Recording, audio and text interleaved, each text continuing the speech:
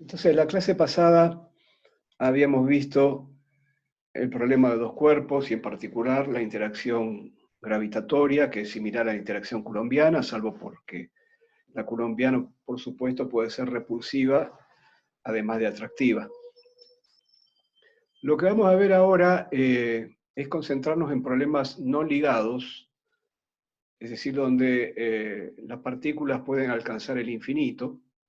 Podemos pensar entonces en un experimento donde dos partículas vienen desde el infinito, interactúan y luego de interactuar vuelven al infinito.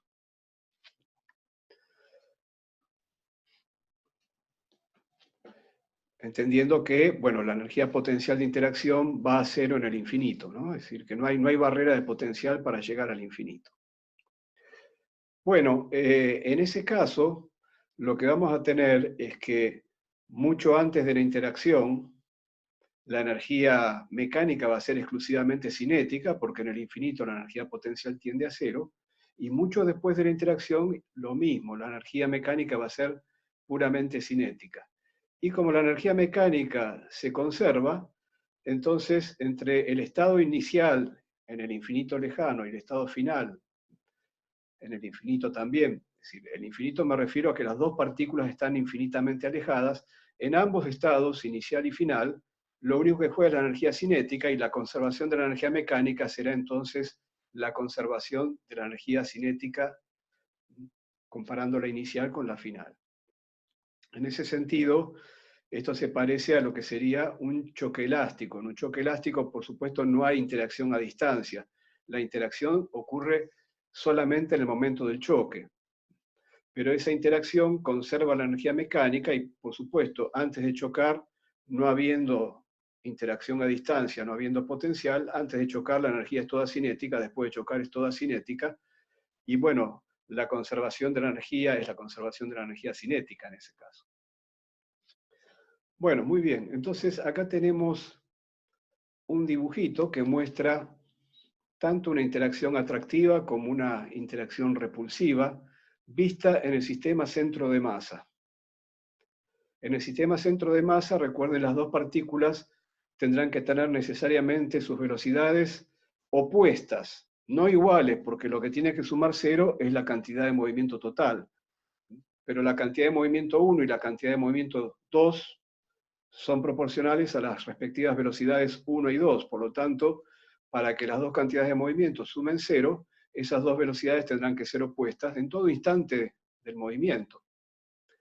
Acá en el texto habla de que el dibujo refiere a una interacción coulombiana atractiva en el primer caso y repulsiva en el segundo. En realidad dice coulombiana porque esto está dibujado con hipérbolas, que es el caso que da la interacción coulombiana, el tipo de órbita que da la interacción coulombiana, pero podría ser cualquier otra interacción siempre que el potencial tienda a cero en el infinito y que por lo tanto tengamos estas órbitas abiertas. En el caso de la interacción atractiva, como ustedes ven, bueno, la partícula 1 es desviada por las partículas 2, pero fíjense la curva que hace cada una debido a que hay una atracción entre las dos. En cambio, está claro que en el segundo caso la interacción es repulsiva. Bueno, muy bien. Ahora, ustedes están acostumbrados a estudiar choques elásticos unidimensionales. Esto es un choque elástico bidimensional, es el caso más general. Ustedes saben que por conservación de momento angular, el movimiento se desarrolla en un plano. Y bueno, lo que queda por determinar es este ángulo de las direcciones finales, de la velocidad 1 y velocidad 2 finales, este ángulo respecto del ángulo inicial. Acá la dirección de entrada la hemos dibujado horizontal, pero la dirección de salida puede ser cualquiera, eso depende del tipo de interacción. Inclusive si yo tengo un choque, si los cuerpos no son puntuales, si yo tengo dos esferas, bueno, si las esferas se golpean de costado, saldrán, se desviarán en algún ángulo que depende de cómo chocaron. Entonces, hay cosas que los teoremas de conservación de la energía cinética, vista por supuesto como energía final en el infinito, inicial en el infinito, y la cantidad de movimiento que tiene que ser siempre cero, porque estamos en el sistema centro de masa. Bueno, estos dos teoremas de conservación nos van a dar alguna información sobre las velocidades finales, pero no nos van a informar sobre este ángulo. Este ángulo tiene que ver con los detalles de la interacción y lo trataremos más adelante. Lo que queremos ver ahora es qué jugo le podemos sacar a los teoremas de conservación.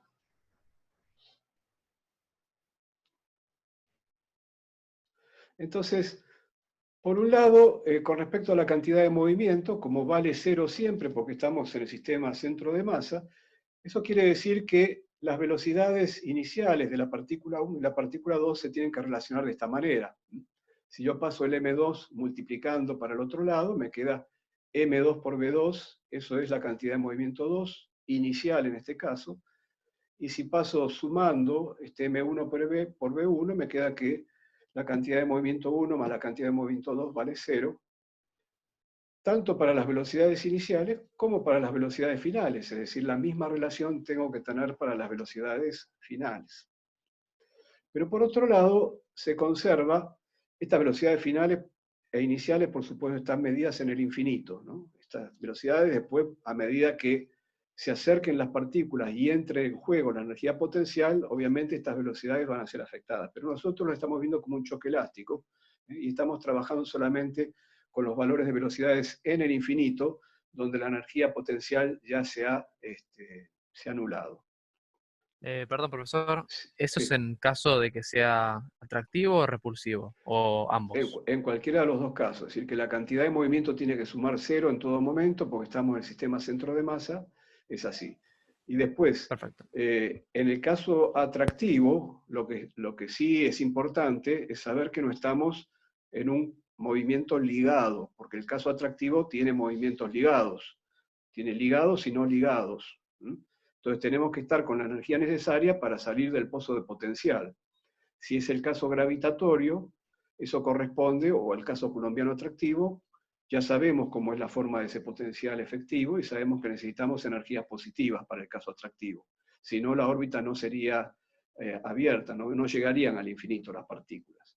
Y en el caso repulsivo, bueno, por ser repulsivo, este potencial efectivo tiene otra forma, es un potencial de tipo barrera, se puede alcanzar un radio mínimo, pero necesariamente ese es un punto de retorno para el movimiento radial y la partícula viene del infinito y va al infinito. ¿Está bien? Entonces en el infinito solo queda energía cinética y la conservación de la energía es la conservación de la energía cinética que tenemos acá escrita.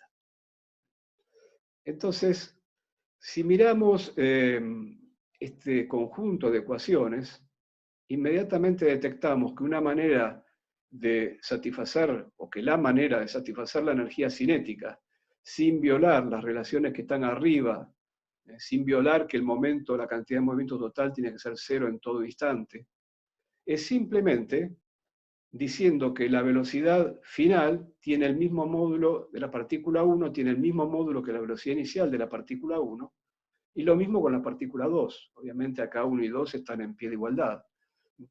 En efecto, si la velocidad inicial de la partícula 1, si la velocidad final de la partícula 1 es igual a la velocidad inicial de la partícula 1 en módulo, y lo mismo con los módulos de las velocidades finales, que la velocidad final de la partícula 2 es igual en módulo a la velocidad inicial de la partícula 2, bueno, naturalmente la energía cinética se va a conservar porque la energía cinética solo habla de los módulos, y acá, tomando módulo, estas dos ecuaciones, si les tomo módulos, están de acuerdo entonces, y por supuesto la dirección de la velocidad final, tanto la 1 y la 2, es la cosa que queda como incierta, como dijimos antes. Este ángulo con que emergen las partículas después de haber interactuado, bueno, este ángulo no lo conocemos.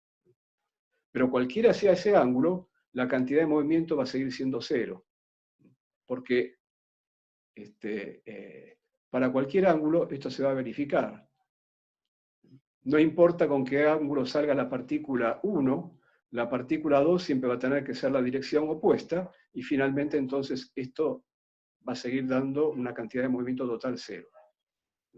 Y por otro lado, el hecho de que la partícula 1 salga con el mismo módulo con el que entró y la partícula 2 salga con el mismo módulo con el que entró, garantiza que la energía cinética se conserve.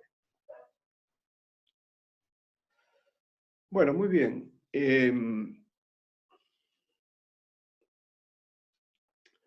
Una propiedad importante del choque elástico, que seguramente ustedes vieron en Física 1, pero que ahora lo estamos viendo para un choque elástico bidimensional, es que la velocidad relativa entre las partículas, esto es V1 menos V2, esta es la velocidad relativa entre las partículas, antes y después del choque, tiene el mismo módulo. Vamos a ver. En el sistema centro de masa el resultado es muy simple. Como P vale 0, entonces calcular V1 menos V2 es, bueno, calcular V1 menos, y V2 tiene que ser esto que está acá, V2 tiene que ser menos M1 sobre M2 por V1, que es lo que habíamos escrito antes. Entonces menos con menos da más, y la velocidad relativa termina dando esto que está acá. Por cierto, la cuenta la podríamos haber hecho de un modo diferente. En vez de reemplazar V2, podríamos reemplazar V1. Y nuevamente usamos que P total vale 0, y entonces V1 se reemplaza por esta cantidad, como estaba escrito arriba, y entonces esto da de esta manera. Ahora, como el módulo de V1 inicial y el módulo de V1 final son iguales para conservar la energía cinética, esto significa que el módulo de la velocidad relativa no cambia, es el mismo valor antes y después del choque. Lo mismo vemos acá, como el módulo de la velocidad 2 antes y después del choque es el mismo para conservar la energía cinética, del mismo modo, la misma conclusión, por supuesto, el módulo de la velocidad relativa es igual antes y después del choque. Es lo que está escrito acá. Ahora, esto es un resultado muy importante porque no solo vale en el sistema centro de masa. Las velocidades relativas son invariantes galileanos. ¿Qué quiere decir esto? Cuando yo cambio de un sistema de referencia a otro y aplico la transformación de Galileo, para las velocidades corresponde aplicar el teorema de adición de velocidades de Galileo, es decir, a cada velocidad hay que sumarle o restarle la velocidad del sistema S' respecto de S, lo que llamamos habitualmente la velocidad V mayúscula. Pero cuando yo calculo una velocidad relativa, no importa en qué sistema de referencia la calcule, porque si a V1 le tengo que sumar la V mayúscula o restarle, según sea el tipo de transformación, según para qué lado vaya, de S a S', de S' a S, no importa. Pero si a V1 le tengo que sumar la V grande, a V2 también le tengo que sumar la V grande, y entonces en esta diferencia, que es la velocidad relativa, la V grande desaparece. Las velocidades relativas son invariantes ante transformaciones de Galileo. Por lo tanto, si yo obtengo que la velocidad relativa en el sistema centro de masa mantiene su módulo antes y después del choque, como la velocidad relativa es la misma en cualquier sistema de referencia, ese resultado vale en cualquier sistema de referencia inercial, ¿no? Por supuesto estamos trabajando en sistemas de referencia inerciales porque estamos usando leyes de conservación que provienen de las leyes de la mecánica. Y las transformaciones de Galileo nos relacionan sistemas de referencia inerciales entre sí. Profe, Sí. ¿puedo hacer una pregunta? Sí. ¿Estamos asumiendo que el choque ocurre en un tiempo muy chiquito? No, no. No, que en realidad no es un choque. Lo que estamos diciendo es que desde el punto de vista de los teoremas de conservación, mirar una interacción entre dos partículas a distancia, es decir, a través de un potencial, siempre que ese potencial tienda a cero cuando la distancia tiende a infinito, bueno, yo puedo mirar el problema de entrada de las partículas y el problema de salida como si lo que hubiera ocurrido en el medio es un choque elástico. Porque como al final de todo, cuando las partículas están infinitamente separadas, la energía potencial desaparece porque tiende a cero para la distancia infinita, al final de todo lo único que queda es energía cinética. Y eso es lo mismo que sucede cuando estudiamos un verdadero choque entre partículas. En un verdadero choque, hasta que se produce el choque, solo hay energía cinética, y luego del choque solo hay energía cinética. Pero esto que estamos diciendo sirve tanto para verdaderos choques como para interacciones a distancia, para interacciones mediadas por potenciales, siempre y cuando los potenciales tiendan a cero en el infinito. Entonces estas velocidades iniciales y finales, en ese caso serían las velocidades en el infinito. ¿De acuerdo? Yo tengo otra duda. Sí, sí, muchas gracias. Bueno. Adelante con la otra duda. Sí, vos cuando decís que las velocidades iniciales y finales son iguales en módulo, o sea, claro, está de acuerdo con la conservación del momento lineal y la de la energía cinética, pero no entiendo por qué lo planteas. Bueno, digamos, yo tendría que quizás esforzarme en escribir este sistema de ecuaciones para las distintas componentes de la componente X y la componente Y de cada uno de estos vectores. En el caso de la energía cinética, escribir los módulos con la suma de los cuadrados de esas componentes X e Y, etcétera, etcétera. Aún así, con este sistema de ecuaciones no voy a poder establecer completamente cuántos valen esas componentes X e Y, esas cuatro incógnitas que van a quedar. Supongamos que las velocidades iniciales son datos, que es habitualmente como tratamos este tipo de problemas. Tenemos las velocidades iniciales que son datos, queremos conocer las velocidades finales. Son dos velocidades finales, dos componentes cada una, son cuatro incógnitas. Entonces, el conjunto de ecuaciones que tenemos acá no va a alcanzar para cuatro incógnitas. Esta relación para las velocidades finales son dos ecuaciones y la de la conservación de la energía cinética es una ecuación más. Esas son las ecuaciones para los valores finales. Y son tres ecuaciones, así que no voy a poder resolver todo. Evidentemente algo va a quedar en el aire, algo va a quedar sin resolver. Lo que yo estoy diciendo es que rápidamente nos podemos dar cuenta que lo que va a quedar en el aire es con qué ángulo salen las partículas después de haber interactuado. Esa dirección final de la interacción. Es decir, nosotros acá dibujamos la dirección de entrada de las partículas como la dirección horizontal en el dibujo, y la dirección de salida como en un ángulo arbitrario respecto de la horizontal. Ese ángulo entre entrada y salida no queda determinado por estas ecuaciones, porque estas ecuaciones no determinan todo, porque si determinaran todo, entonces, ¿dónde está el efecto del tipo de interacción que vamos a considerar? Entonces, Claro. sabiendo de entrada que vamos a quedarnos sin saber todo, nos damos cuenta inmediatamente que esto lo único que dice es que los módulos de entrada y de salida son los mismos para cada partícula. Es más, nosotros podemos pensar que un problema como el que estamos viendo acá en la figura, es si damos vuelta al tiempo, estamos intercambiando datos iniciales con datos finales, y todo sería exactamente igual, es decir, lo que pasa a la entrada y lo que pasa a la salida tiene que ser igual, no hay mucha diferencia, ¿no? en este problema entre antes y después. Así que no es sorprendente que, que las velocidades finales tengan el mismo módulo que las iniciales, porque debe conservarse la energía cinética, que hace entrar en juego esos módulos. Digamos, no digo que esto sea... este criterio de dar vuelta al tiempo y mirar este dibujo al revés sea suficiente, pero digamos, apoyado en estas ecuaciones que tenemos que cumplir, nos damos cuenta que esta solución es la adecuada. Claro. Gracias.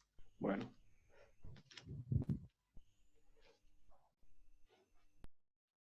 Por supuesto que si no se cumpliera la conservación de energía cinética antes y después no es lo mismo, ¿no? Si yo tengo un choque plástico, estoy absorbiendo energía y energía mecánica que se transformará en calor o qué sé yo, y obviamente antes y después no es lo mismo.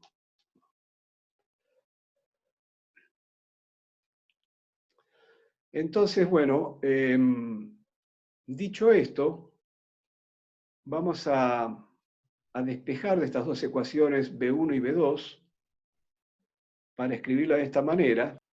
Y bueno, a la velocidad relativa le damos la dirección final, vamos a indicar con este versor n la dirección de salida de las partículas, y entonces, bueno, si V1 vector siempre está en relación con el V relativo de esta manera, bueno, en particular, V1 final, habrá que escribir la V relativa con la dirección final, que es justamente aquello que no conocemos, aquello que va a depender de los detalles de la interacción.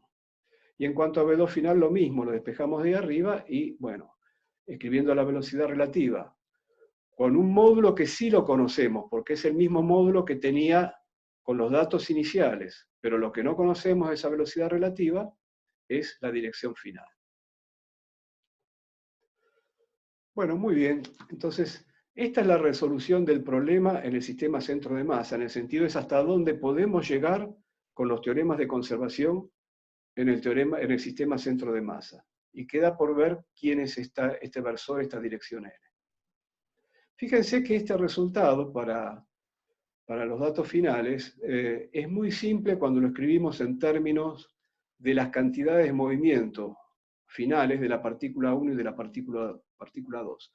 Pues para calcular la cantidad de movimiento 1 tengo que multiplicar por M1. Y si multiplico por M1, lo que queda acá es la masa reducida.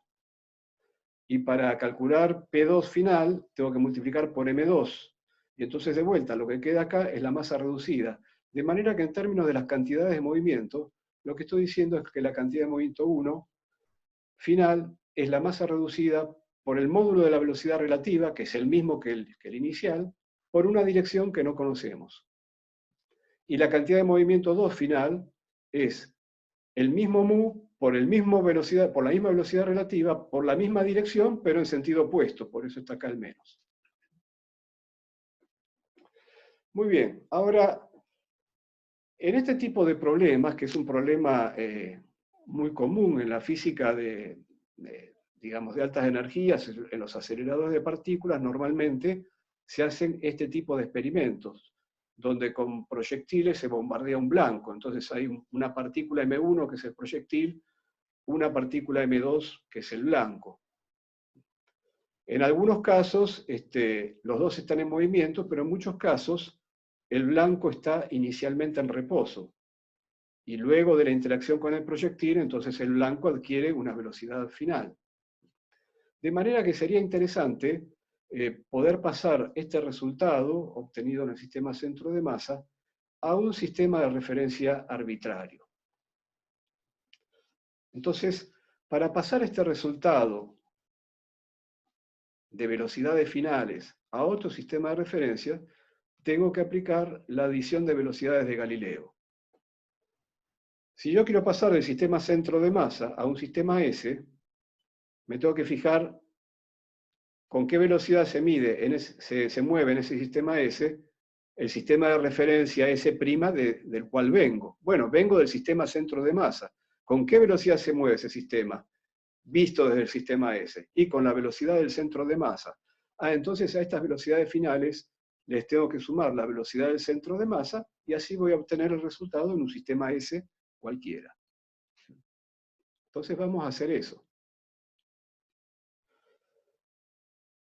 Yo a estas velocidades las podría haber llamado V' porque estaba trabajando en un sistema S', pero ese sistema S' era el sistema centro de masa, entonces en vez de V', bueno, no lo hice porque la notación iba a ser muy pesada, ya acá hay muchos subíndices y encima le agregaba un supraíndice, bueno, todavía eso era más pesado.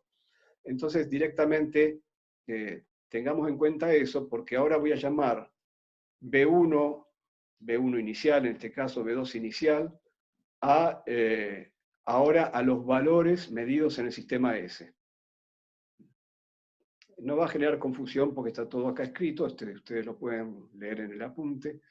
Pero bueno, con los valores que tienen las partículas, las velocidades de las partículas en el sistema S, yo puedo calcular la velocidad del centro de masa en el sistema S. Lo calculo de esta manera. Entonces, esto es lo que le tengo que sumar a los resultados anteriores para obtener las velocidades finales en el sistema S. Entonces, en el sistema S, sumo la velocidad del centro de masa a la velocidad final de la partícula 1 y a la velocidad final de la partícula 2. por esta V relativa que está acá, no me tengo que preocupar, porque la velocidad relativa tiene el mismo valor en cualquier sistema de referencia, en el sistema centro de masa y también en el sistema S. Así que esta sigue siendo la velocidad relativa, la misma de siempre, que la puedo medir en cualquier sistema de referencia porque da lo mismo. Y en cuanto a este versor n, este versor n me daba la dirección de la velocidad relativa en el sistema centro de masa.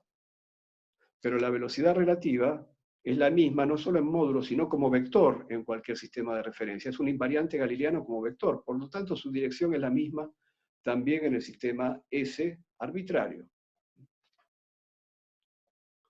Así que muy bien, hemos llegado a resolver el problema del choque, o por lo menos a valernos de los teoremas de conservación para encontrar todo lo que se podía encontrar a partir de esos teoremas, y hemos llegado a este resultado. Ahora tenemos las velocidades finales en un sistema de referencia cualquiera, a partir de las velocidades iniciales en ese mismo sistema de referencia arbitrario.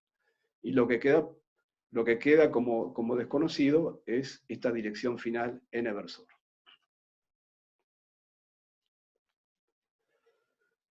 De paso les digo que n-versor, si lo quieren ver de otra manera, también es la dirección final, vamos acá, del vector posición relativa. Cuando las partículas están muy alejadas, el vector posición relativa tiende a tener la dirección que tienen las velocidades finales. Por supuesto, cuando todavía están cerca, no. Por ejemplo, cuando, vamos a hacer la figura,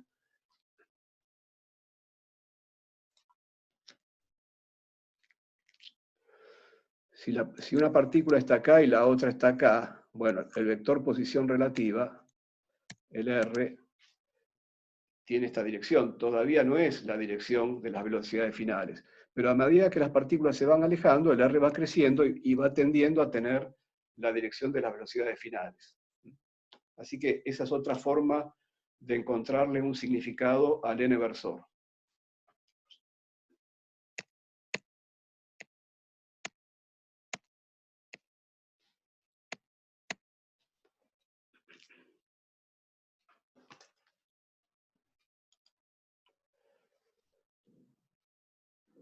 Profe, hay algo que no estoy entendiendo.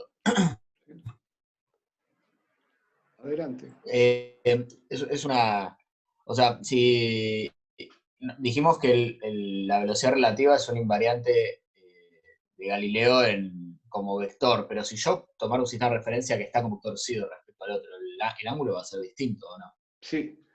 Eso atañe a las componentes del vector, no al vector. El vector es una flecha que se proyecta de distinta manera sobre los ejes cartesianos.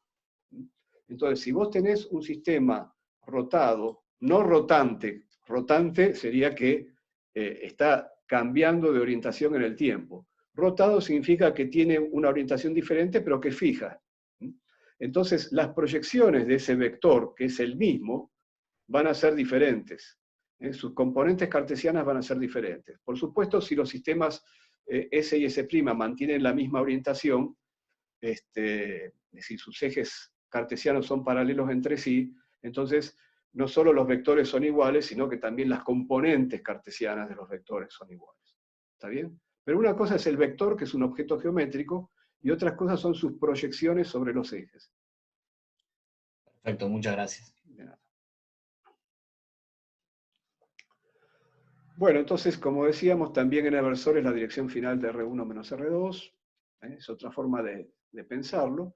Y vamos a introducir un ángulo, este ángulo chi, para escribir el n-versor como coseno chi I versor más seno chi j versor. Es decir, chi es la dirección que forma la dirección final de las velocidades con el eje horizontal.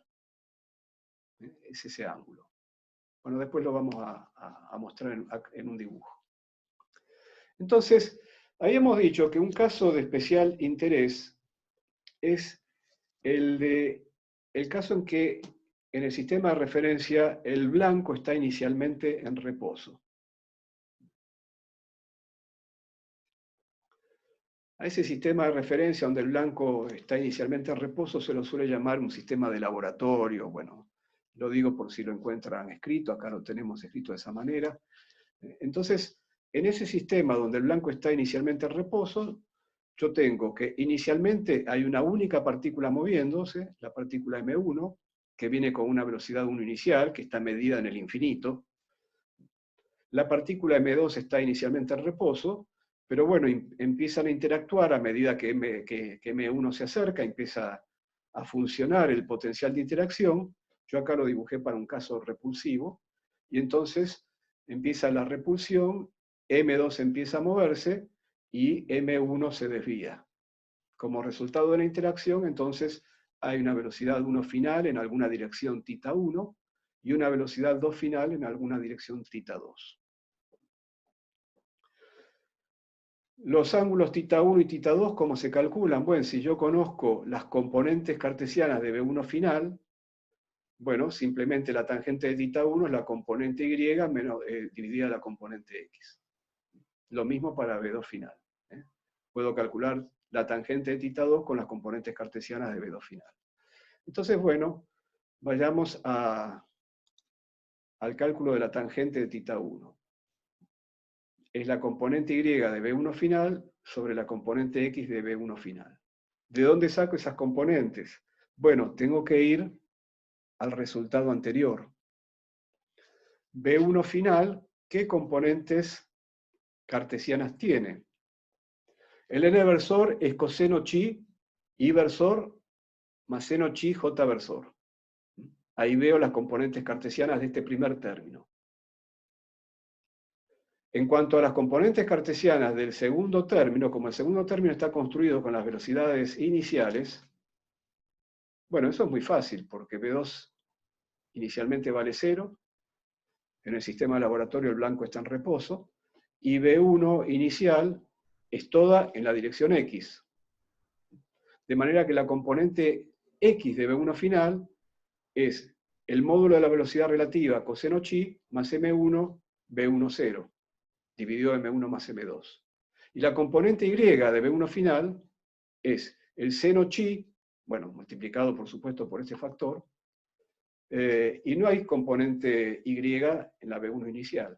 Entonces llevo todo eso acá al cálculo de la tangente de θ1, bueno, la componente Y, que es muy sencilla, la componente X, acá faltan los M1 más M2 que dividen, pero como dividen en el numerador y dividen en el denominador, se han simplificado. Me refiero a estos factores M1 más M2 que ven ustedes acá.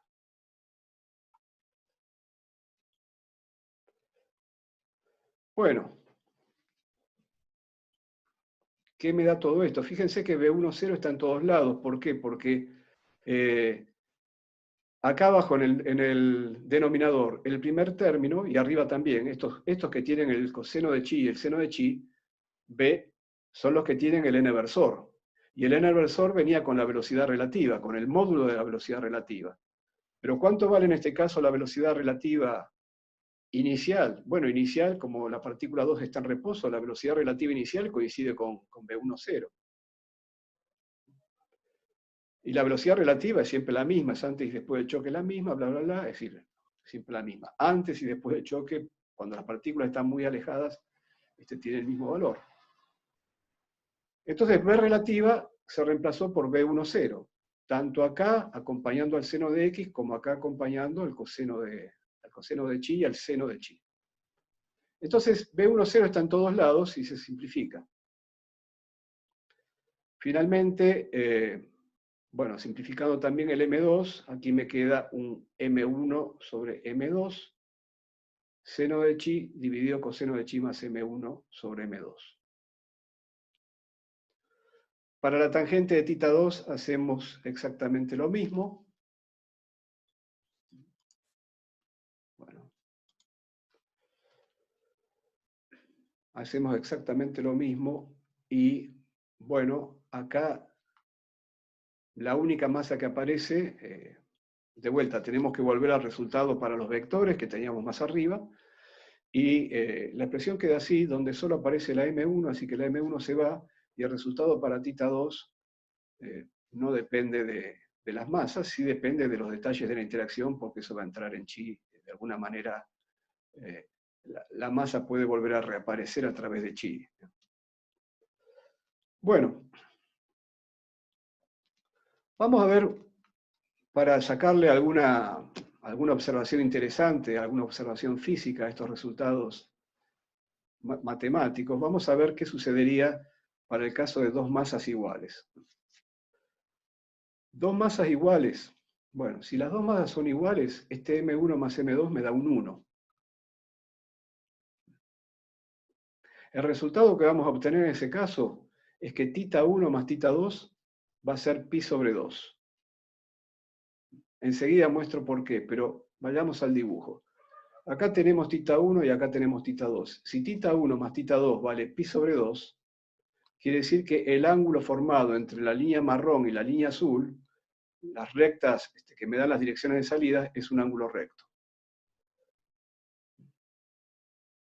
Por ejemplo, si yo en un juego de billar, que lo puedo pensar como un juego de choques entre partículas de la misma masa, bueno, impacto, hago tiro sobre una masa que está, sobre una bola que está inicialmente en reposo, las bolas tendrían que salir formando un ángulo de 90 grados.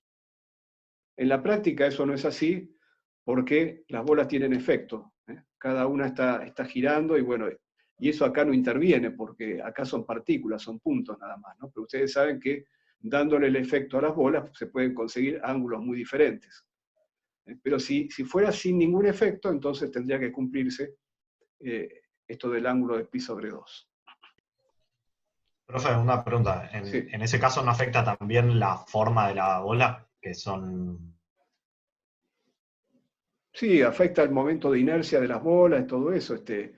Afecta si hay roce, debido al giro, que cuando se toca están girando una sobre la otra. En fin, hay muchos efectos más que bueno, que acá no, con partículas puntuales de ninguna manera podríamos tenerlos.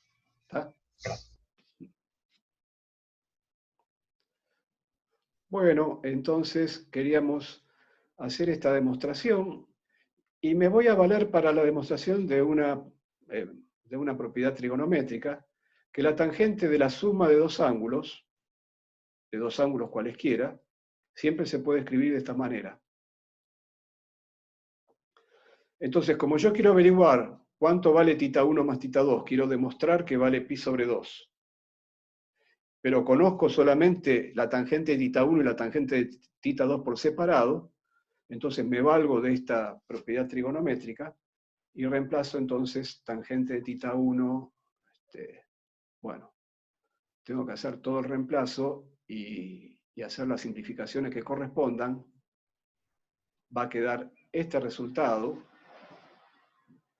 y lo que sucede acá, independientemente de que me apareció la cotangente de chi sobre 2, después de hacer las simplificaciones, eso no importa, eso lo verifican ustedes.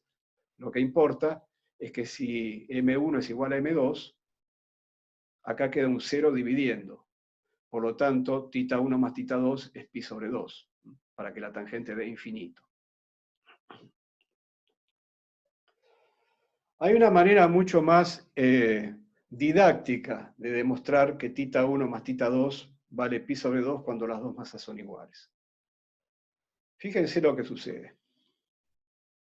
Yo tengo que verificar, por un lado, la conservación de la cantidad de movimiento en el sistema de laboratorio, ahora, ¿no? Entonces, ¿cómo es la conservación de la cantidad de movimiento en el sistema de laboratorio? Bueno, como las dos masas son iguales, yo tengo una cantidad de movimiento inicial que es la masa 1 por V1, 0. La partícula 2 está en reposo, así que no contribuye a la cantidad de movimiento inicial. Y la cantidad de movimiento final es la masa 1 por V1 final más la masa 2 por V2 final. Pero las masas son iguales, así que se simplifican. Así que la conservación de la cantidad de movimiento, el valor que tenía antes igualado al valor que tiene después, es simplemente una adición de vectores velocidades, ya no de vectores cantidad de movimiento, porque la masa se simplificó. Entonces, estoy diciendo que la velocidad 1 inicial, que es un vector horizontal en todas nuestras figuras, tiene que ser igual a la suma de la velocidad 1 final más la velocidad 2 final. Entonces, dibujo la suma por la regla de la poligonal y queda acá un triángulo. Perfecto.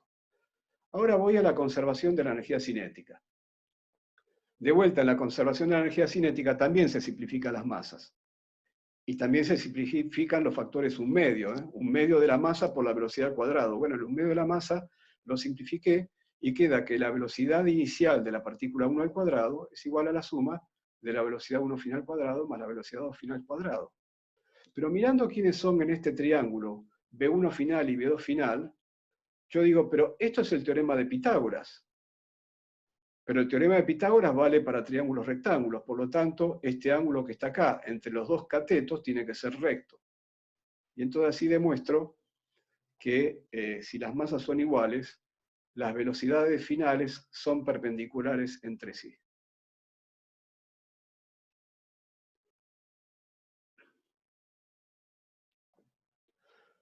De todos modos, esto también tiene su utilidad porque me permite ver qué pasa si M1 es mayor que M2 y si M1 es menor que M2. Y entonces lo que va a resultar es que si M1 es mayor que M2, bueno, mirando acá qué es lo que sucede acá, quién crece y quién decrece, ¿no? Si M1 es mayor que M2, bueno, lo que va a pasar es que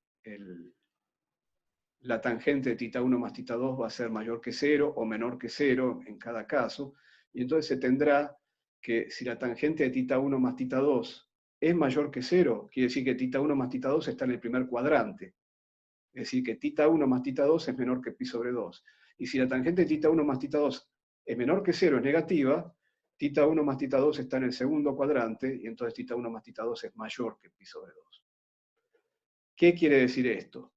Si M1 es mayor que M2, fíjense, piensen en una partícula M2 que está en reposo, y viene una partícula M1 de mayor masa y la choca.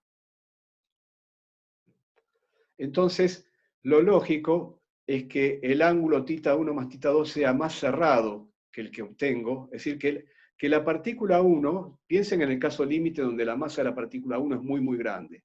Y si la masa de la partícula 1 es muy, muy grande, la partícula 1 va a seguir de largo, casi ni se va a enterar que estaba la partícula 2. Entonces, el ángulo entre las direcciones de salida de 1 y 2 va a ser más cerrado que pi sobre 2.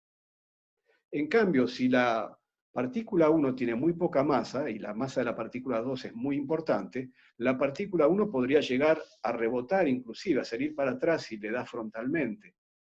Y entonces saldría con un ángulo obtuso.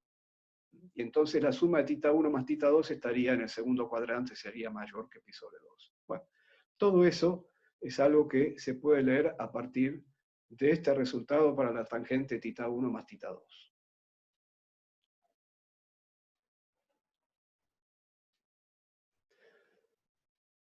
Vamos ahora a mirar este otro resultado, el de la tangente de θ2 por sí solo, que es un resultado que, como dijimos, no contiene las masas que interactúan. Las masas pueden reaparecer una vez que entre en juego los detalles de la interacción, podrían aparecer acá en chi, ya veremos cómo. Después del intervalo vamos a estudiar la interacción coulombiana, así que bueno, ya veremos cómo hay, ¿no? Pero entonces, ¿qué significa este resultado? Bueno, resulta que para la tangente de θ2 también tenemos una lectura geométrica en términos de un triángulo muy sencilla.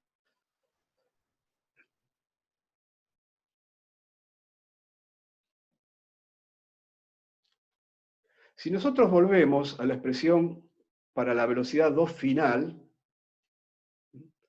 en el caso en que la velocidad 2 inicial es 0, bueno, la velocidad 2 final queda escrita de esta manera.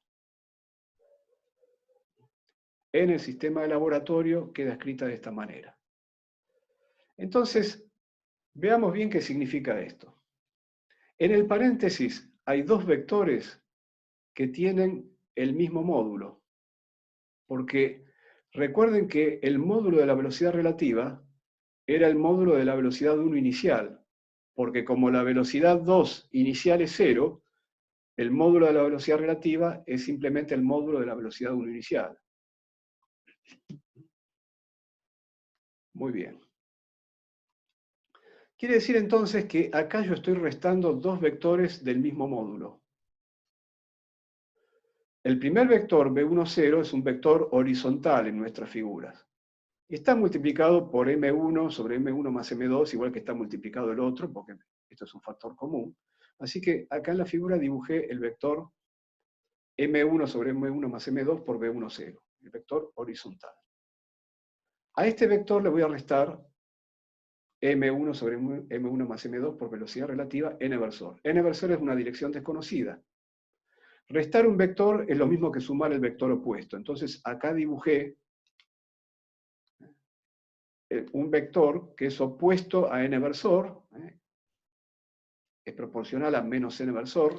Recuerden que n versor es la dirección de salida, y la dirección de salida era para arriba, y este era el ángulo chi que formaba el n versor con el eje horizontal. Muy bien. Entonces acá tengo el vector que resta, y los voy a sumar porque en realidad el vector que resta, como le incorporé el menos acá, ahora los tengo que sumar. Son dos vectores del mismo módulo. El resultado de la suma es la velocidad final de la partícula 2. Pero como son dos vectores del mismo módulo, el triángulo de esta figura es un triángulo isósceles. Es un triángulo isósceles donde el ángulo que se repite es el ángulo entre la dirección inicial, que es la dirección horizontal de entrada de la partícula 1, y la dirección final de la partícula 2. Ese es el ángulo que llamamos θ2.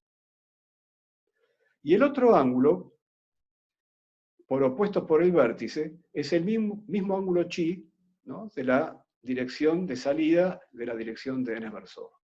Ahora, por suma de ángulos en un triángulo, y por ser isósceles, sabiendo que estos dos ángulos tienen que ser iguales, lo que tengo es que 2θ2 más chi es igual a pi. Quiere decir que θ2 es igual a pi menos chi sobre 2. Bueno, resulta que esta relación que habíamos obtenido para la tangente de θ2, si ustedes la trabajan un poco, lo que dice es exactamente lo que acabamos de obtener.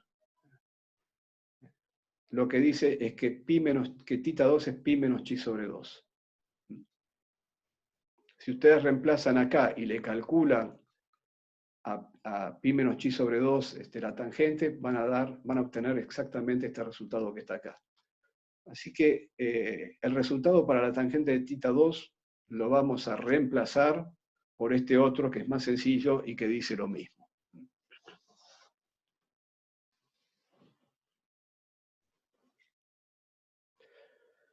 Bueno, vamos a seguir.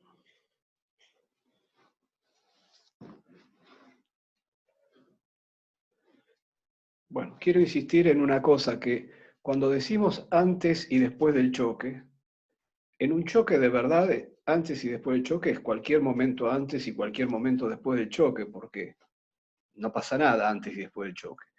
Pero en una interacción a distancia, cuando decimos antes y después del choque, estamos diciendo, antes es cuando las partículas están infinitamente separadas en la configuración inicial, y después del choque es cuando están infinitamente separadas en la configuración final.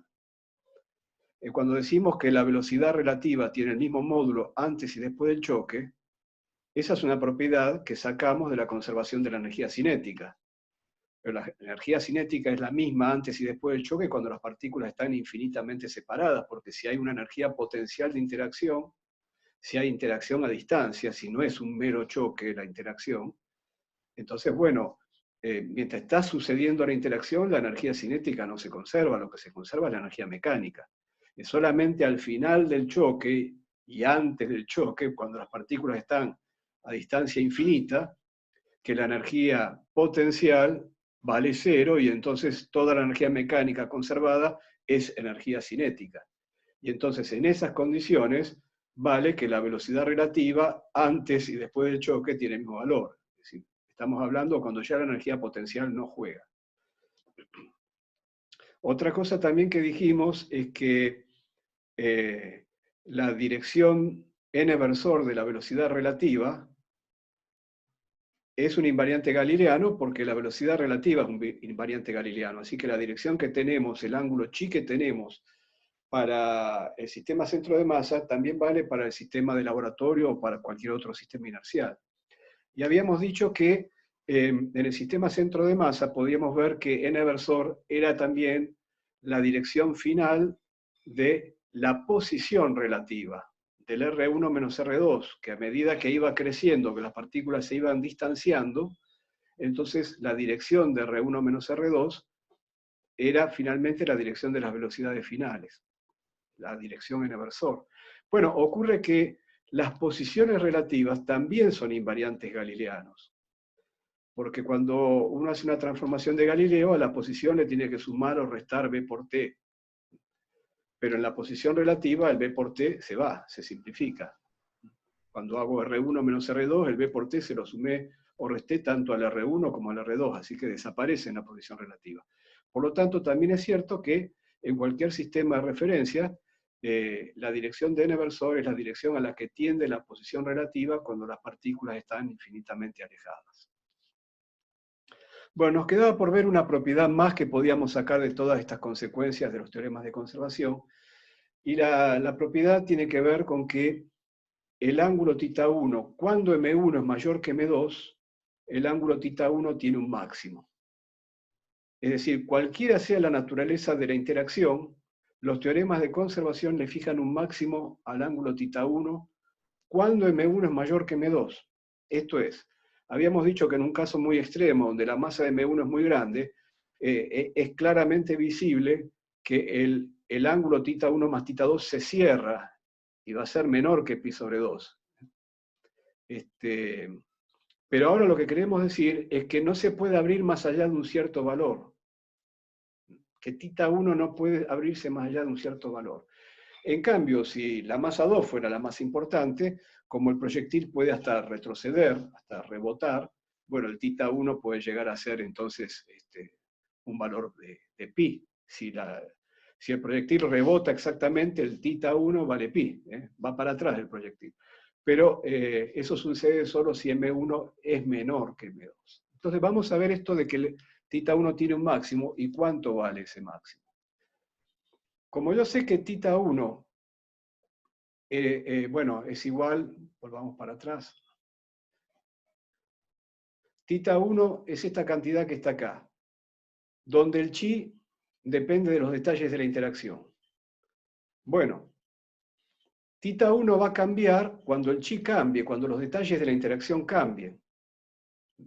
Las masas no van a cambiar, pero va a cambiar el tipo de potencial, va a cambiar con qué distancia entre las rectas de las rectas de los movimientos iniciales, esos dos movimientos que inicialmente son paralelos y horizontales y después se desvían, esas dos rectas de movimiento están a una cierta distancia. Bueno, ¿cuánto vale esa distancia? Todo eso va a entrar en el comportamiento de chi. Pero lo cierto es que si chi cambia, θ1 cambia. ¿Hasta dónde puede llegar θ1? ¿Podemos saberlo tomando una derivada de esta expresión respecto de chi y maximizando, es decir, igualando la derivada a cero? Bueno, eso es lo que vamos a hacer.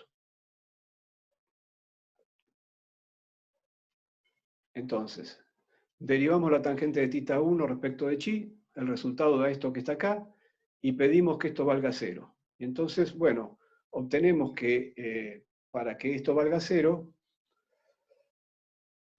por supuesto va a quedar en función de chi el resultado, pero lo cierto es que para que esto valga cero, M1 necesariamente tiene que ser menor que M2, mayor que M2. Porque el coseno de chi siempre va a estar entre -1 y 1.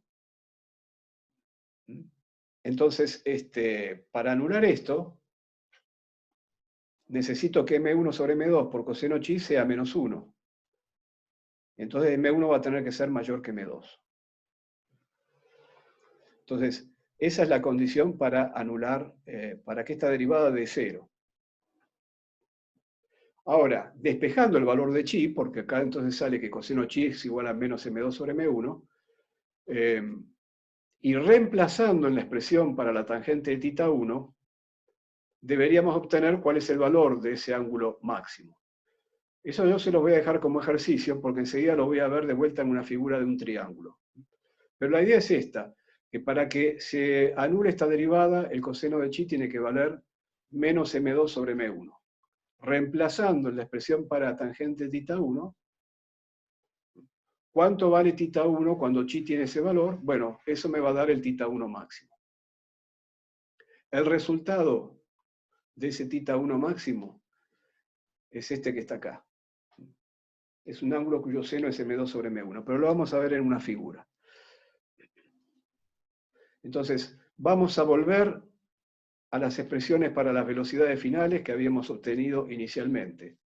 Siempre estamos en el caso del sistema de laboratorio donde la velocidad inicial del blanco vale 0.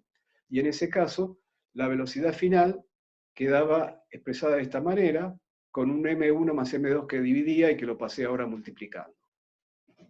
Entonces el chi está en el n-versor, y recordemos que la velocidad relativa, el módulo de la velocidad relativa es igual al módulo de v1,0. Entonces, esto me dice que m1 más m2, la velocidad 1 final, es la suma de estos dos vectores, y voy a dibujar la suma con la regla de la poligonal. El primer vector siempre es el vector m1v10, que es un vector horizontal en todas las figuras. El segundo vector que tengo que sumar es un vector que tiene la dirección de n-versor, es una dirección chi, que no conocemos. Y de esa suma sale el vector m1 más m2 por v1f. ¿Dónde está acá el ángulo θ1? El ángulo θ1 es el ángulo entre la dirección inicial, la dirección horizontal, y la dirección de salida de la partícula 1. Entonces está acá. Ahora bien, yo quiero hacer crecer este ángulo θ1. Estoy haciendo la figura para el caso en que, a ver, claro, B relativa es igual al módulo de B10, de manera que en el caso en que M1 sea mayor que M2, necesariamente este vector de ángulo chi tiene que ser más corto que este vector, porque las velocidades relativas tienen el mismo módulo, que la velocidad relativa tiene el mismo módulo que V10, y me estoy poniendo en el caso en que M1 es mayor que M2, eso es lo que está acá dibujado. Y entonces, si M1 es mayor que M2, la manera de hacer crecer θ1 y llevarlo a un máximo es poniendo este vector, M2B relativa en inversor, formando un ángulo de 90 grados con el vector B1F. Ese es el máximo crecimiento. Si lo muevo para un lado, se me achica θ1. Si lo muevo para el otro, también se cierra θ1. El θ1 máximo corresponde a tener, entonces, M2B relativa en inversor, es decir, esencialmente en inversor, en una dirección perpendicular a la B1F. Y entonces forma un triángulo rectángulo. Y en un triángulo rectángulo, el θ1 lo calculo por trigonometría, y el seno del θ1 que obtuve va a ser el cateto opuesto, que vale M2 por B relativa, dividido la hipotenusa, que vale M1 por el módulo de B10, que es igual a la velocidad relativa. Por lo tanto, el seno de ese θ1 máximo que obtuve es M2 sobre M1. Si estuviera en el caso opuesto, y este vector fuera más largo que el vector horizontal, entonces θ1 podría llegar a ser pi, porque yo podría poner el vector asociado a n-versor, ponerlo horizontal mirando para el otro lado, y entonces la velocidad final 1 queda mirando para la izquierda, y el ángulo θ1 vale pi. Bueno, ¿se entendió esto?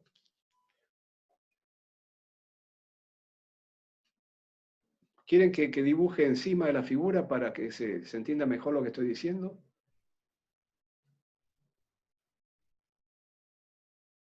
Sí, por favor. Bueno. Entonces, yo estoy tratando de ver cuánto tiene que valer chi para maximizar θ1. El módulo de este vector que está acá inclinado, este módulo, ya está fijado por los datos iniciales, porque la velocidad relativa vale módulo de B10. Lo único que no está fijado es la dirección del n-versor, es decir, el ángulo chi. Así que este vector Este vector inclinado tiene módulo fijo, y lo único que puedo hacer es rotarlo. Si lo llevo más allá, la velocidad final 1 va a dar un θ1 menor.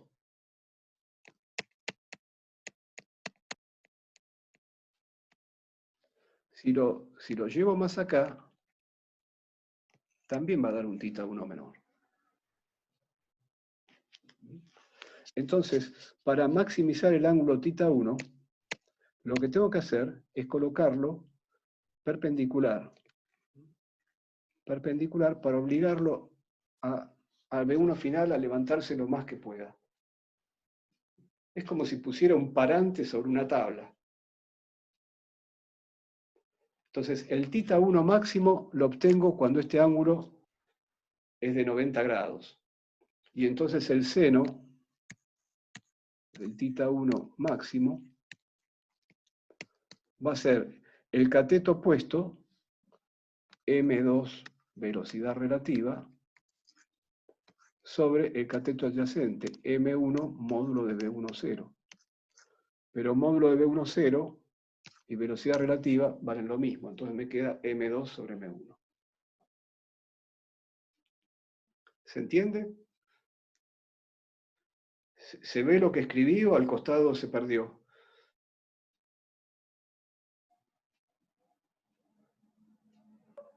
Se entiende. Bueno, muy bien.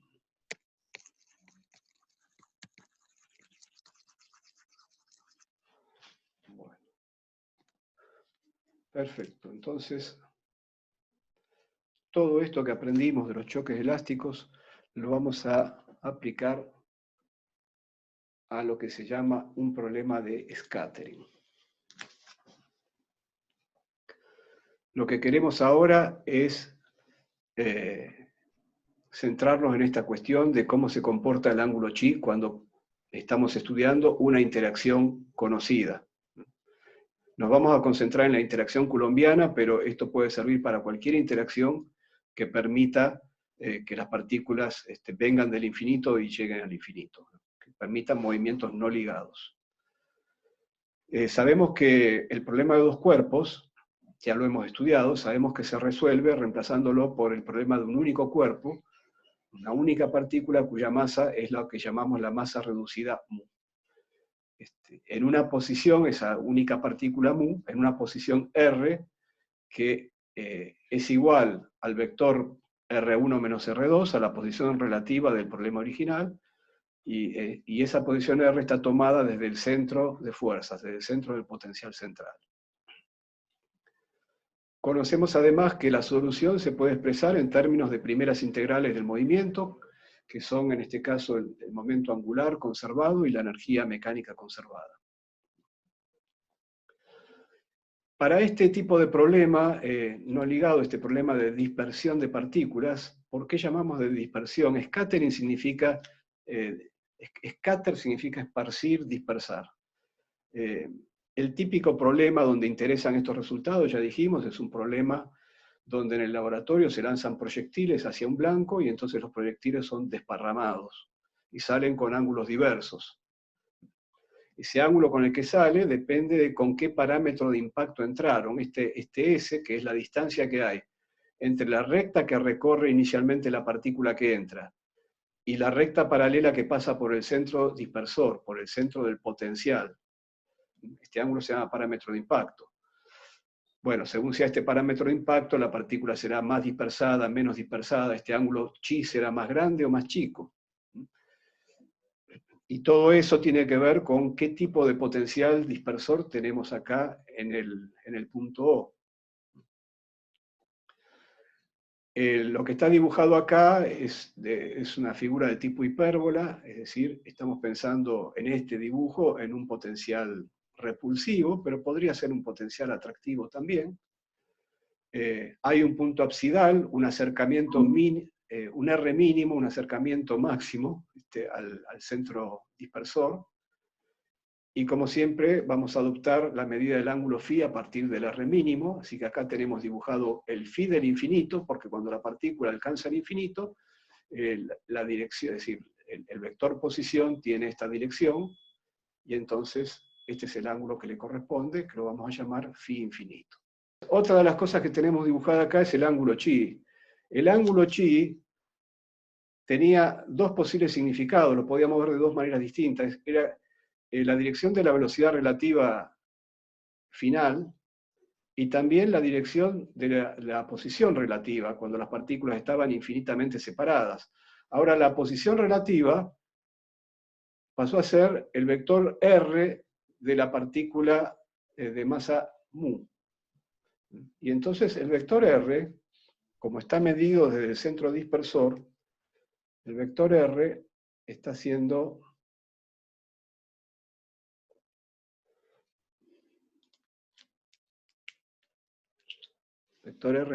esto.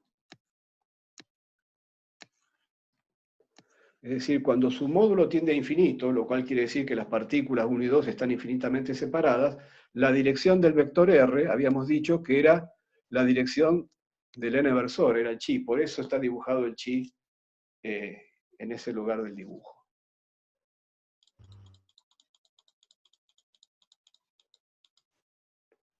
Muy bien. Bueno, entonces, todo este problema, esta órbita, estaba caracterizada por la energía conservada y el momento angular conservado. Pero vamos a reemplazar E y L por valores que son más apropiados para un problema de un haz de partículas que entra y que es dispersado por un centro dispersor.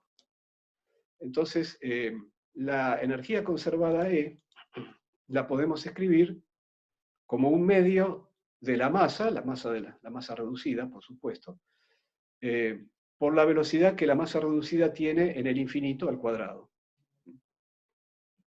La energía mecánica, como es conservada, la podemos calcular en el infinito, y en el infinito la energía potencial vale 0.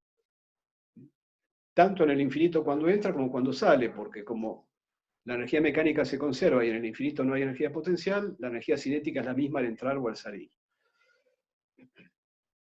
Y en cuanto al momento angular, el momento angular, fíjense, la cantidad de movimiento que tenemos a la entrada es mu por b infinito. ¿Qué palanca hace respecto del centro de momentos? Que vamos a hacerlo coincidir con el centro de fuerza, por supuesto. Así lo habíamos tomado.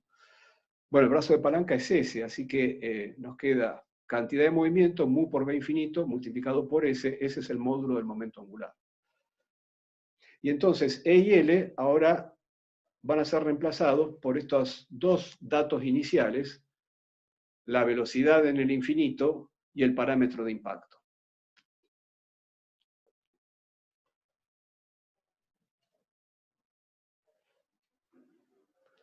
Bueno, entonces lo que vamos a hacer es estudiar el problema de la masa reducida, dada la interacción, dado el parámetro de impacto y dada la velocidad inicial, con qué ángulo chi sale la masa reducida. Pero todo eso nos tiene que servir para comprender finalmente el problema de la interacción entre dos cuerpos, entre un proyectil y un blanco.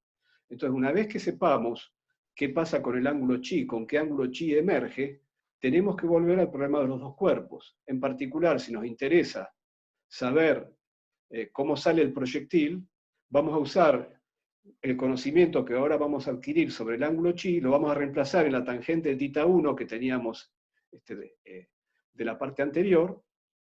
De tangente de θ 1 lo teníamos escrito en función de chi, y entonces vamos a averiguar con qué ángulo sale el proyectil. Y en general, como estos experimentos se hacen con un chorro de partículas, con un haz de partículas que ingresa y que va hacia el blanco, y en ese haz participan proyectiles con distintos parámetros de impacto, entonces lo que nos va a interesar es cuántos proyectiles emergen de este experimento con ángulos comprendidos entre θ 1 y θ 1 más diferencial θ 1. Porque yo voy a poner un detector en la salida, y ese detector va a tener una boca, digamos, entonces va a tomar partículas que salen por un haz de ángulos comprendidos entre θ 1 y un θ 1 más un diferencial θ 1. Pero para entender eso, voy a entender a nivel de la partícula de masa reducida, un chorro de partículas de masa reducida que va hacia un centro dispersor, hacia un centro de fuerzas, y es dispersado, ¿cuántas de ellas salen con ángulos comprendidos entre chi y chi más diferencial chi? Entonces, ese es el problema que vamos a resolver. Entonces vamos a llamar diferencial n al número de partículas que emergen por unidad de tiempo con ángulos comprendidos entre chi y chi más diferencial chi. Esa cantidad de partículas contiene información sobre el potencial dispersor. En qué ángulo salen más partículas, etcétera, etcétera. ¿Cuál es la ley con que emergen esas partículas? Ahora, claramente el diferencial n es proporcional a la intensidad del haz de entrada. Si yo multiplico el número de partículas que entran por un factor 2, digamos, bueno, del mismo modo, a la salida voy a tener un factor 2 que multiplica. De manera que lo interesante acá, lo que tiene la información sobre el potencial dispersor, más bien, más que dn, es el cociente entre dn y la intensidad de entrada. Entonces nosotros vamos a considerar que en la entrada hay un haz uniforme de todas partículas que entran con la misma velocidad v infinito, pero con distintos parámetros de impacto, claro, un haz uniforme que luego es dispersado. Y la información sobre el potencial dispersor va a estar en este cociente, diferencial n sobre i, que lo vamos a llamar la sección eficaz de scattering, siendo i el número de partículas por unidad de tiempo y de superficie atravesada en el haz de entrada. Y es algo así como la densidad de corriente en un problema de cargas eléctricas, ¿no? El módulo del vector J, ¿qué es? Es en realidad no el número de partículas, sino es la carga por unidad de tiempo y de superficie atravesada. Bueno, ahora es el número de partículas por unidad de tiempo y de superficie atravesada en el haz de entrada. Entonces, fíjense que lo que está arriba es partículas por unidad de tiempo y lo que está abajo es partículas por unidad de tiempo por unidad de superficie. Quiere decir que la sección eficaz de scattering, esta magnitud que estamos definiendo, tiene unidades de superficie.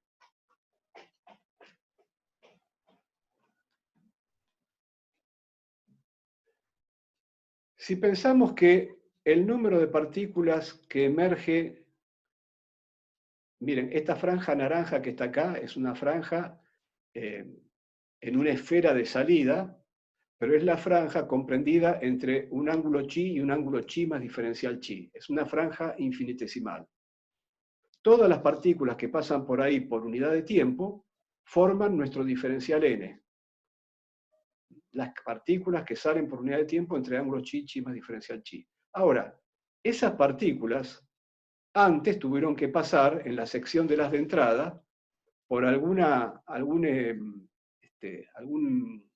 corona circular, creo que se llama esta figura, ¿no? Con parámetros de impacto comprendidos entre S y S más diferencial S. ¿Cierto? Es decir, las partículas que salieron por aquí, antes debieron pasar por acá. Es decir, hay una relación entre chi y el parámetro de impacto, pero esa relación la fija el potencial dispersor. Si yo cambio el potencial dispersor, bueno, si pongo un potencial más repulsivo, entonces las partículas se van a desviar más, y para el mismo parámetro de impacto tendremos otro valor de chi. Pero en la relación entre chi y el parámetro de impacto está la información sobre cómo es el potencial dispersor. Entonces, si tenemos en cuenta que las partículas que salen entre ángulo chi y chi más diferencial chi, este diferencial n, tuvieron que pasar necesariamente por una corona circular como esta, entonces, una manera de calcular ese diferencial n, si yo supiera la relación entre el parámetro de impacto y chi, sería decir, bueno, perdonen, que la figura no me deja mover bien. Bueno, entonces ese diferencial n, si yo supiera la relación entre el parámetro de impacto y chi, es la intensidad del haz por el área de esta corona. porque la intensidad del haz es número de partículas por unidad de tiempo por unidad de área. Si multiplico por el área, me da número de partículas por unidad de tiempo, es el diferencial n entonces. El área de la corona, yo la voy a escribir como si fuera el área de un rectángulo. Lo voy a escribir como si fuera base por altura. Y eso lo puedo hacer porque la corona es infinitesimal. Digamos, supongan que a la corona la corto y la estiro. Entonces la base es el perímetro de la circunferencia, es 2pi por s. Y la altura es diferencial s. ¿Se ve eso? Entonces voy a decir que si a la intensidad la multiplico por 2pi s diferencial s, obtengo el número de partículas diferencial n que pasaron por acá y que por la zona rosada y que luego salieron por la zona naranja. Es importante que entiendan esto de 2pi s diferencial s. Yo pienso que han hecho cosas así en física 3, de manera que no les sorprende. Efectivamente, una corona circular no es lo mismo que un rectángulo, pero la diferencia en este caso es de segundo orden. ¿Me siguen o quieren que haga un dibujo?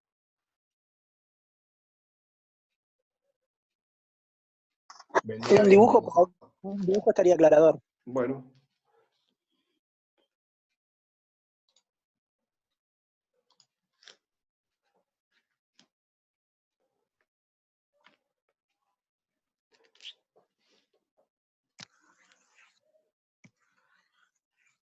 Entonces, quiero calcular el área de la corona circular, toda esta área. Sabiendo que es muy finita, que el ancho que tiene es un diferencial s, mientras que la circunferencia vale 2pi s, porque ese es el radio de la corona circular. Ese es el parámetro de impacto y en esta figura es el radio de la corona circular. Entonces yo digo, bueno, si yo corto la corona y la estiro, entonces tengo 2pi s y diferencial s. Entonces digo que el área es 2pi s y diferencial s. Ustedes dirán, pero no, porque ¿cómo que estiro? En realidad, si esto lo hiciera con un poco más de cuidado, no estaría demasiado bien. Bueno, pero vamos a ver en cuánto me equivoco.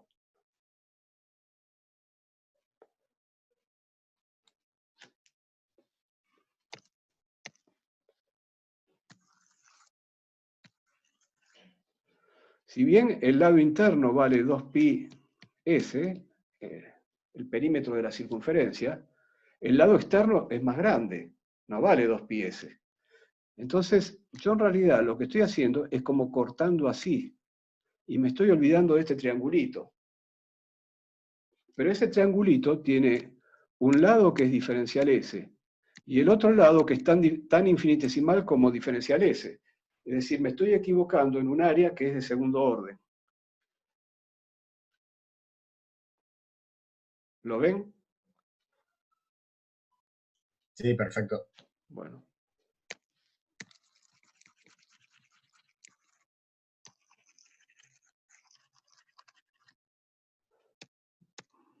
Bueno. Entonces, la conclusión a la que llegamos es que como las dn partículas pasaron por acá, y acá yo las sé contabilizar, porque las contabilizo con la intensidad del haz. Tengo que multiplicar la intensidad del haz por el área por donde están pasando, y esa área es 2pi s diferencial s. Entonces, la sección eficaz la puedo escribir, reemplazando dn por esta cantidad, la puedo escribir de esta manera. Insisto, lo que a mí me importa es cuántas salen con ángulos entre chi y chi más diferencial chi, para lo cual tengo que entender cuál es la relación entre S y chi. Entonces, descontando que existe esa relación, esta S que está en 2pi s es una S de chi, y este diferencial S lo puedo escribir como dSA de chi por d chi, que es lo que dice acá. Y ustedes se sorprenderán porque acá hay un módulo. Por cierto, la intensidad y el número de partículas son cantidades positivas. La sección eficaz es una cantidad positiva. Es el área por donde pasaron las partículas que luego salieron dispersadas en ángulos entre chi y chi más diferencial chi. ¿Por qué pongo un módulo acá? Porque esta derivada podría ser negativa. Por ejemplo,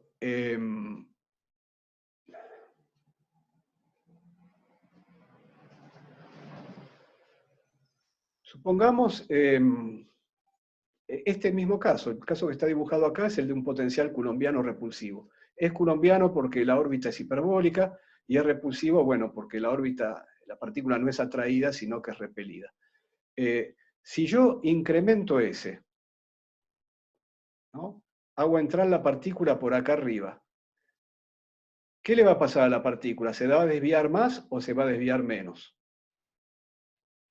Si entra por acá arriba, va a estar más lejos del centro dispersor. La interacción va a ser más débil. La interacción coulombiana cae con la inversa del cuadrado de la distancia. De manera que una partícula que entre con mayor parámetro de impacto va a ser menos desviada. Mayor S va a implicar un chi menor. Es decir, la función S de chi para el potencial coulombiano repulsivo es decreciente. Y si es decreciente, su derivada es negativa. Pero como yo quiero obtener un área, me tengo que cuidar con el signo y por eso puse acá el valor absoluto. De eso se trata. Bueno, entonces acá estoy dejando planteado el problema y después voy a tener que ir al problema de Kepler, de la clase pasada, para encontrar cuánto valen estas cantidades. Otra forma habitual de dejar planteado el problema es usando el ángulo sólido. Muchas veces los detectores se colocan de manera de medir en unidades de ángulo sólido, no en unidades en fin, no miden el haz que salió en ángulos entre chi y chi más diferencial chi, lo cual implicaría considerar toda la banda naranja, porque todos son ángulos entre chi y chi más diferencial chi, porque esto tiene una simetría cilíndrica alrededor del eje horizontal. Entonces lo que conviene es tomar por diferencial de ángulo sólido. Ustedes saben que el diferencial de ángulo sólido se calcula de esta manera, esto lo saben de física 3, si no, me preguntan. Pero bueno, el diferencial de ángulo sólido se calcula tomando un elemento de área y dividiendo por el R cuadrado de esa área en la esfera que está acá dibujada. Y el elemento de área es R seno chi,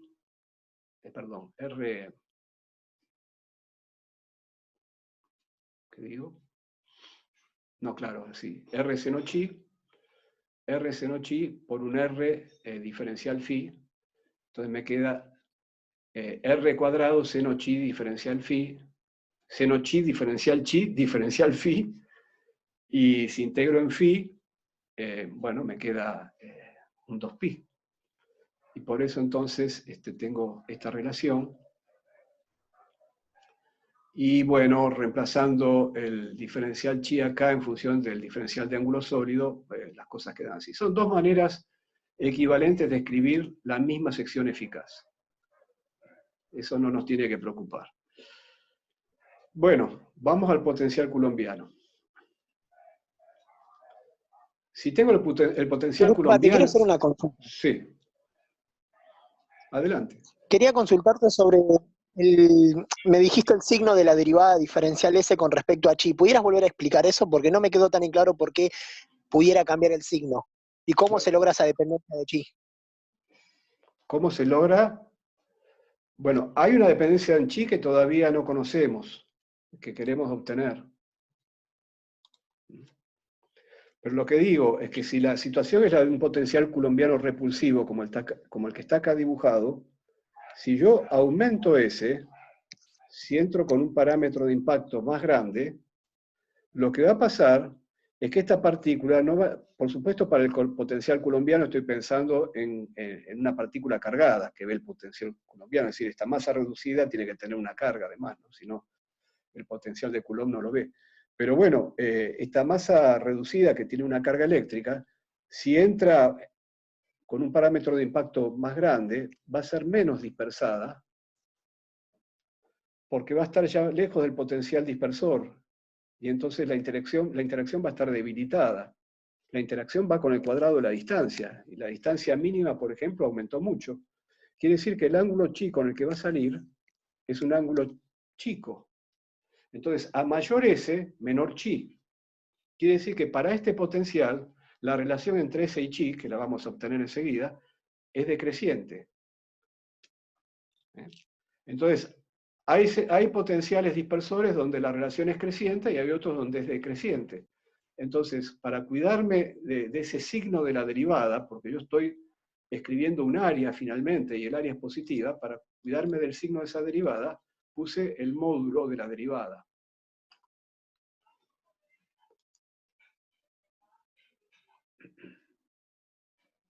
Perfecto, ahí entendí perfecto lo que dijiste, gracias. Bueno.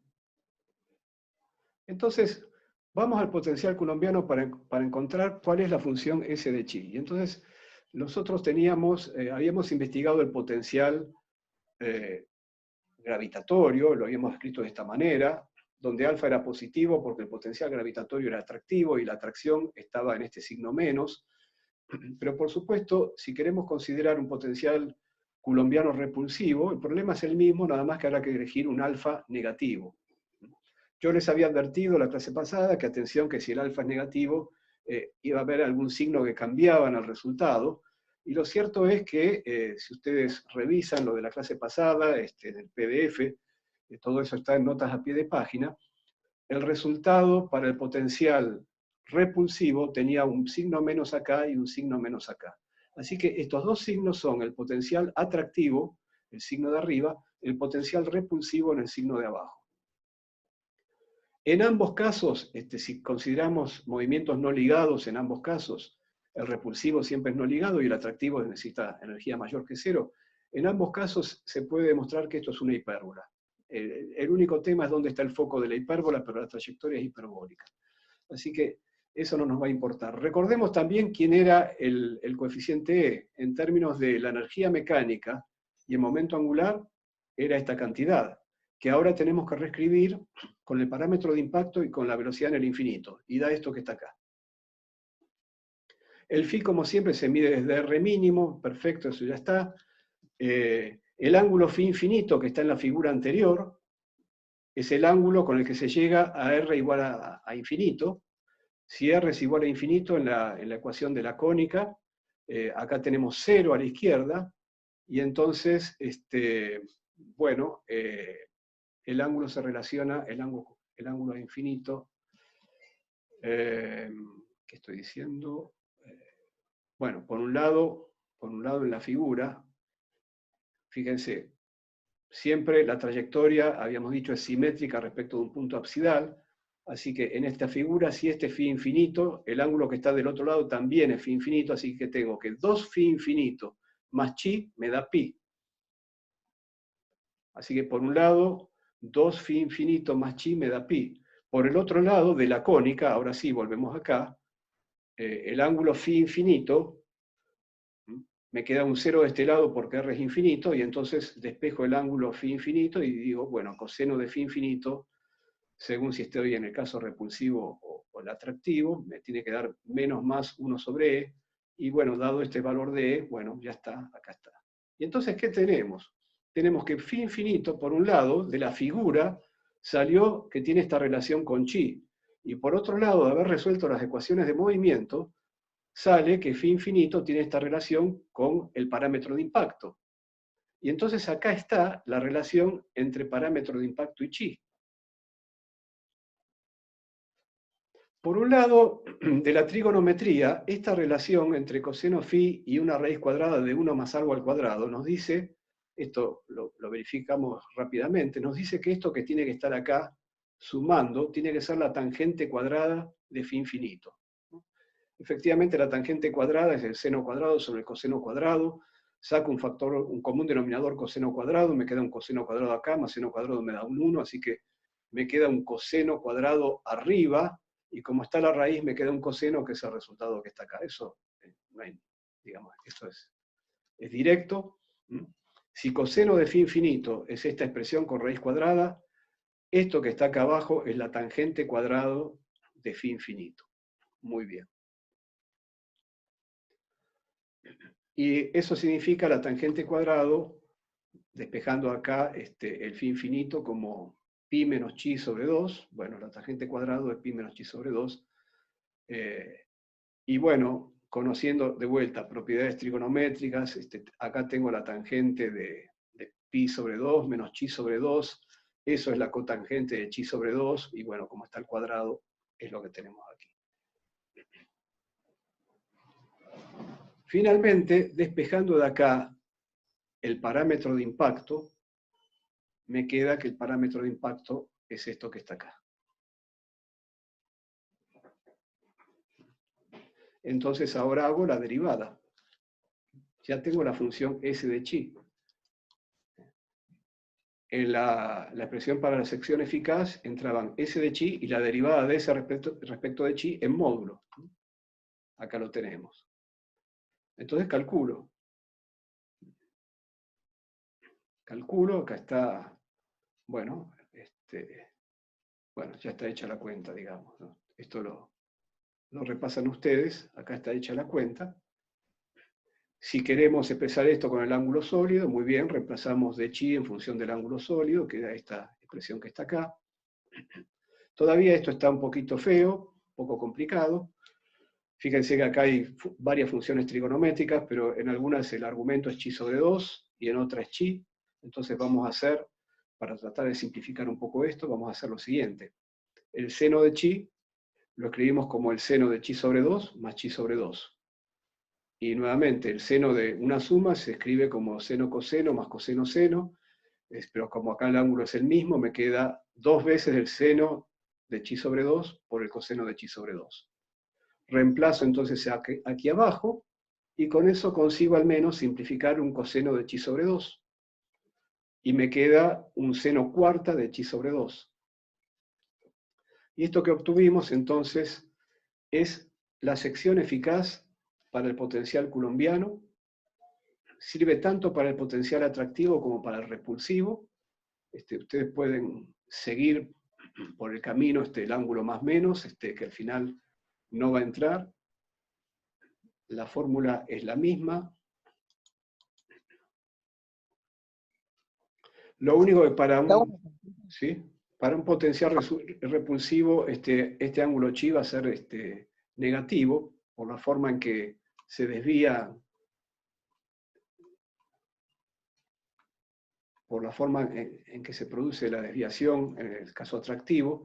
Entonces el ángulo chi que se mide entre la dirección de entrada, que es la horizontal, y la dirección de salida, ahora en vez de medirse del primer cuadrante hacia el segundo, se mide sobre el tercer cuadrante hacia el cuarto, y entonces es negativo. Esa es la única diferencia. Sí, ¿cuál era la pregunta? Sí, que viste que te había consultado con respecto de la derivada de S con respecto a chi. Sí. Ahí el signo lo tiene el alfa, me imagino, ¿no? El signo de si es. Sí, el puede ser signo acá negativo. lo tiene el alfa. Sí, si ustedes revisan, yo fui un poco rápido, pero el signo quedó en el alfa. Pero después, efectivamente, acá todo lo demás es positivo. Que la derivada sea negativa o sea positiva depende de que el potencial sea repulsivo o sea atractivo, efectivamente. Pero ese signo después va a desaparecer porque acá alfa quedó al cuadrado. Alfa aparece tanto en el S, bueno, aparece en el S y aparece en la derivada. Entonces ya al multiplicarse el signo desaparece, este módulo se vuelve inútil.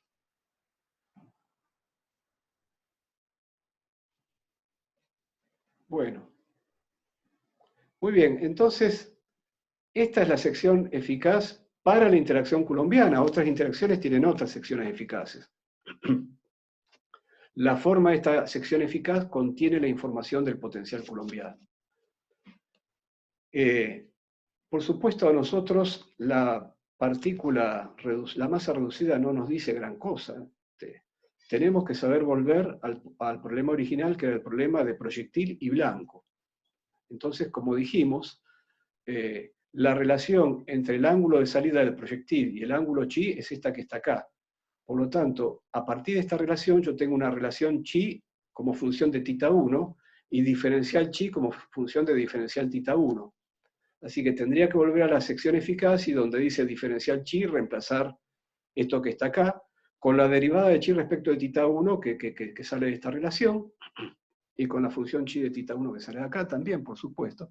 Y lo mismo si quisiéramos saber cuál es la sección eficaz de las partículas blanco. ¿Cuántas partículas blancos salen por unidad de tiempo en ángulos comprendidos entre tita 2 y tita 2 más diferencial tita 2? A partir de la relación entre chi tita 1 y chi y tita 2, recuperamos las secciones eficaces de proyectiles y blancos en el problema original. Recuerden que esta expresión, bueno, no, está bien, esta expresión era general. ¿Y qué más? Puede ocurrir experimentos donde el proyectil y el blanco sean el mismo tipo de partícula. Y en ese caso, por lo tanto, a la salida no sabemos de todas las partículas que salen cuáles serán proyectiles y cuáles serán blancos. En ese caso, la sección eficaz es la suma de la sección eficaz de los blancos y de los proyectiles, ¿no? Y si las partículas son iguales, proyectil y blanco, recuerden que para M1 igual a M2 tiene la relación de que tita 1 más tita 2 es pi sobre 2. En todo este tratamiento hay algo que hemos ignorado, que es la interacción entre los proyectiles dentro del haz. Nosotros dijimos, entra un haz de proyectiles, por ejemplo un haz de partículas cargadas que interactúan con otra partícula cargada, o con un centro dispersor que corresponde a un potencial coulombiano de partícula cargada. Pero bueno, si lo que entró es un haz de proyectiles cargados, bueno, hay una interacción entre ellos, eso lo estamos despreciando, no entró en este tratamiento. Bueno, la sección eficaz que obtuvimos para la interacción coulombiana se llama la fórmula de Rutherford. ¿Por qué? En 1909 Rutherford colaboró en un experimento que condujeron Geiger y Marsden, donde Geiger y Marsden tiraban partículas alfas, proyectiles. Las partículas alfas son núcleos de helio, es decir, son partículas formadas por 2 protones y 2 neutrones, núcleo de helio 4, hacia una lámina de oro. Y midieron de qué manera se dispersaban. Y vieron que algunas se dispersaban con ángulos muy grandes. Lo que Rutherford interpretó de esa forma en que se dispersaban era que en los átomos, en ese momento el concepto de átomo ya existía, pero no se sabía muy bien cómo se distribuía la carga positiva y la carga negativa dentro de un átomo. Entonces, al ver Rutherford que había partículas alfas que se dispersaban con ángulos muy grandes, interpretó que eso correspondía a que en los átomos había un núcleo donde la carga se concentraba, donde uno de los 2 tipos de carga se concentraba, y un núcleo además pesado, de masa grande. Imagínense la masa de un núcleo de un átomo de oro comparado con lo de las partículas alfa, ¿no?